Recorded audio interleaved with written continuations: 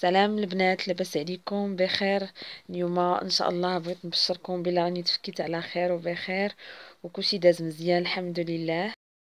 وبغيت نشارك معكم بعض المقتطفات من الكلينيك والبيفي. وهنايا كيف كتشوفوا معايا من داخل الكلينيك الغرفه اللي كنت فيها. هذا بوكيت فلور كنهديه لكم بهذه المناسبه. هادو الحليوات اللي حضرت بيديا غادي تشوفوا معايا في باقي الفيديو كيفاش الطريقه كيفاش حضرتهم. وهنايا جات عندي صديقة عزيزة على قلبي، صاحبة قناة دندوجة ديليس. كان أول مرة نتعرف عليها شخصيا يعني مباشرة. هي صديقة عزيزة على قلبي، ظريفة بزاف، الله يعمرها دار. مسكينة غير عرفتني ولدت جات عندي زارتني وعدبات راسها. كنقول لك شكرا بزاف بزاف ندوجة ديليس على الهدية.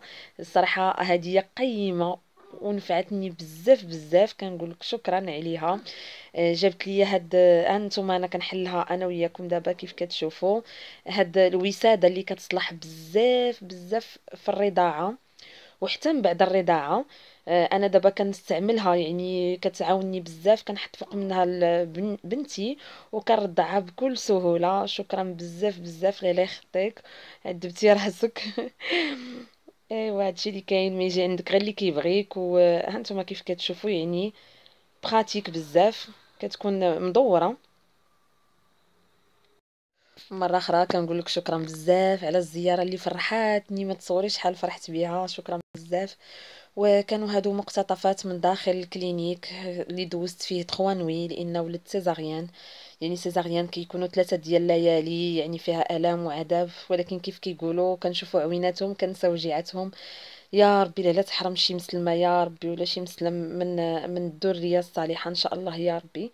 وهذا هو البوفيه كيف ما وعدتكم. غادي ان شاء الله غادي نخليكم دابا مع تتمة الفيديو باش تشوفوا الطريقه كيفاش حضرت كل حاجه. تحضيرات بسيطه بزاف ولكن كتبقى يعني كتدخل فرحه على قلوبنا. ونخليكم مع تتمة الفيديو. اذا كيف كتشوفوا معايا هذا هو البيفي مني حضرته في الدار، خليته ليهم واجد باش غير نولد ان شاء الله يجيبوه ليا ويجيهم ساهل. غير واحد الملاحظه بالنسبه للصفوف، ما ديتش معايا لا كلينيك، خليته غير في الدار، قلت بلا ما نزيد به، يعني جوج ديال الحوايج هما كافيين. اذا كيف كتشوفوا معايا حضرت صابلي عادي يعني فايت لي حضرته معكم على القناه. وحضرت اشكال بعجينه الشوكولا ديال السبوع.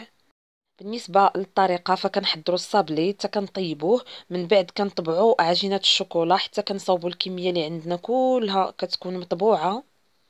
وديك الساعه كنبداو نلصقوا الصابلي مع عجينه الشوكولا بخليط ديال الجليكوز والناباج واي نكهه بغيتو. انا بالنسبه لي درت ديال الحامض.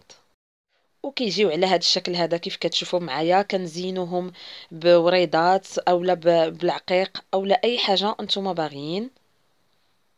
هذه هنايا واحد المعلومه بالنسبه للصابلي، فاحنا كنطبعوا بلا ما نبركو على الطابع، اما عجينه الشوكولا فكنطبعوا باش تولي لنا بحال هكا. هنا بالنسبه لهادوك لي موتيف اللي صاوبت فكنحتاجوا ليهم لهاد السيليكون كيف كتشوفوا راه متواجد في الاسواق، كتختاروا الشكل اللي بغيتو. وهنايا درتهم في لومبالاج كيف كتشوفوا بلاستيك. بالنسبه للكويرطات فانا كومونديت عليهم من عند مطبعه، صاوبنا الاشكال وهما طبعوهم لينا. هانتوما كيف كتشوفوا هنا كنت حاطه كلشي كنقاد فيه، وبما انني سميت غيتا فالوراق كلهم كانت مكتوبه فيهم السميه ديال بنتي.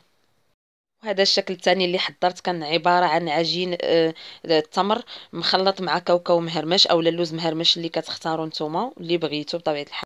كنغطسو في الشوكولا السوداء وكنزوقوه على حسب المولود. انا حيت عندي بنيته فدرت ليه الفيرميسيل في الغوز ودرتو في كويرطات. من بعد درتو في وسط هاد المكعبات اللي كيف كتشوفوا كتكون بيرسوناليزي بالسميه ديال المولوده، وكنسدوها بلو غيبون على هاد الشكل هذا. اما بالنسبه للصفوف فخديت لي هاد لي فيغين غسلتهم مزيان، عمرتهم بالصفوف، زوقتهم بالدراجي في الغوز اولا الابيض اللي بغيتو، ودرتهم في بلاستيكات اللي كيتباعوا عند مول لوازم الحلويات، ودرت ليهم الكويرطات اللي مكتوبه فيهم السميه ديال البنيته ديالي. وكيجي الشكل هو هذا. كنتمنى ان هذا الفيديو يكون خفيف على قلوبكم، ونتلاقاو ان شاء الله في فيديوهات جديده. مع السلامه.